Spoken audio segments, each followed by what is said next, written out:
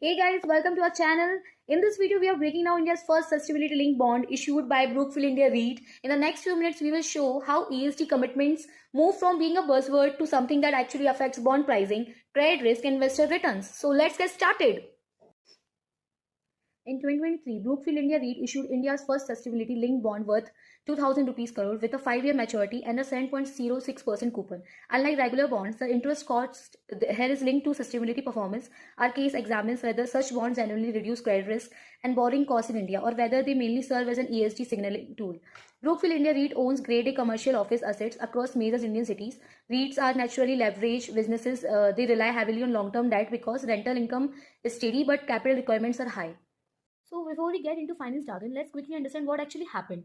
Brookfield India REIT needed long-term funding. Like most REITs, that is a major part of their capital structure. So in response, they issued India's first sustainability linked bond worth rupees 2,000 crore with a 5-year maturity and a 7.6% coupon. But unlike a normal bond, performance doesn't stop at issuance. ESG performance is tracked during the bond's life. And finally, at maturity, the total cost of borrowing depends on whether the ESG targets were met or not.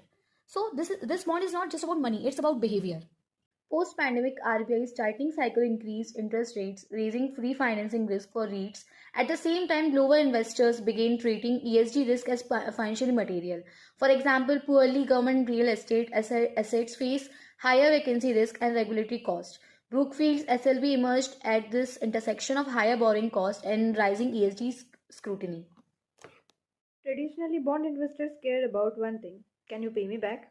Sustainability linked bonds add a second condition: can you pay me back responsibly?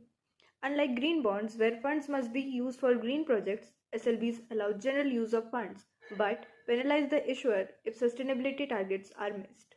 To understand why this bond is different, let's compare it with a regular bond. In a regular bond or the normal bond, the coupon is fixed. Once issued, the issuer just pays interest, no questions asked. But in a sustainability linked bond, the coupon is linked to performance, not profits, but ESG targets. Think of it as a gym membership. You pay extra if you do not show up. So here, ESG is no longer a CSR slide. It's financially enforceable. So sustainability here is not decoration. It's wired into the cash flows, or as investors might say, miss your ESG goals and the bond starts charging late fees. The first key concept is credit risk, measured through the probability of default. For REITs, default risk depends on stable rental income, tenant demand, and asset quality. Now, let's apply a fixed income lens, starting with credit risk. Poor ESG practices like inefficient buildings or regulatory non-compliance increase operating costs.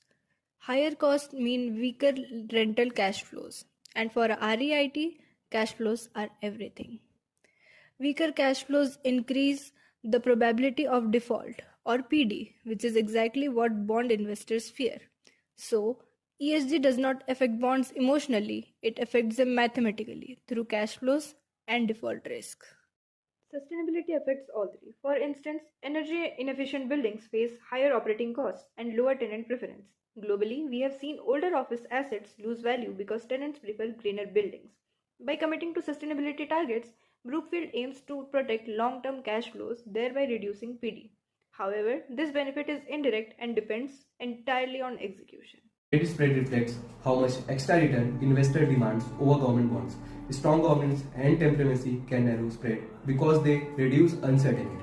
Brookfield's SLB was designed to attract ESG-focused investors who may accept slightly lower spread in exchange of better risk management.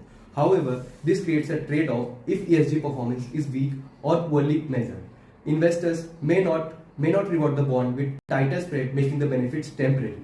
The coupon's step 2 clause acts like an embedded option favoring investors if sustainability targets are missed. The coupon increases, transferring ESG performance risk from investor to the issuer. Issuer must treat SLB as long-term commitments, not marketing tools, because failure increases both borrowing cost and reputational risk.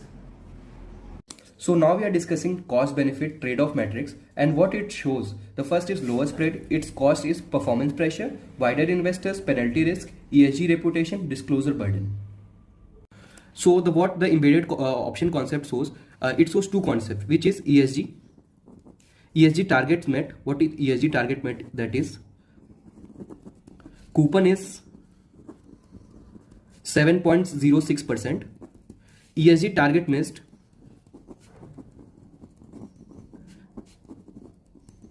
that is the subset of what the target achieved and what is target mix, and it recurs to penalty of 0.06%.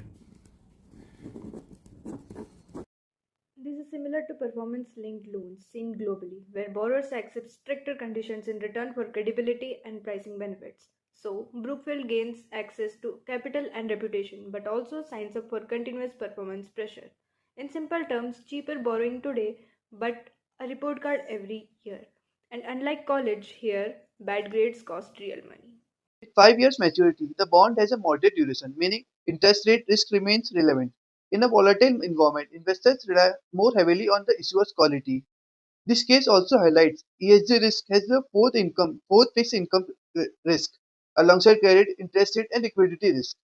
Rating agencies like CRISEL now incorporate ESG considerations into credit assessment. Brooklyn disclosures rating rationales and the reporting by business standard and Mint support the bond's credibility. However, a big targets or poor verification can lead to greenwashing, where ESG level exists without real risk reduction. Additionally, bond risk was viewed only in financial terms. This map shows how ESG adds a second dimension of risk.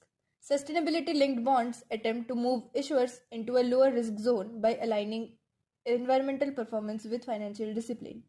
ESG here is not ethics, it's risk management. Our judgment is that sustainability linked bonds do not automatically reduce credit risk. They work only when ESG targets are measurable, penalties are meaningful, and disclosures are credible. Investors should avoid pricing SLVs aggressively unless sustainability performance is independently verified and financially material.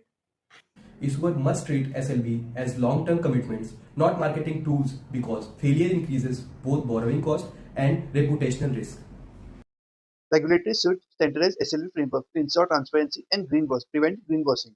In conclusion, Brookfield's bond shows that ESG can influence fixed income pricing, but only when sustainability is enforced through accountability, not just through intent.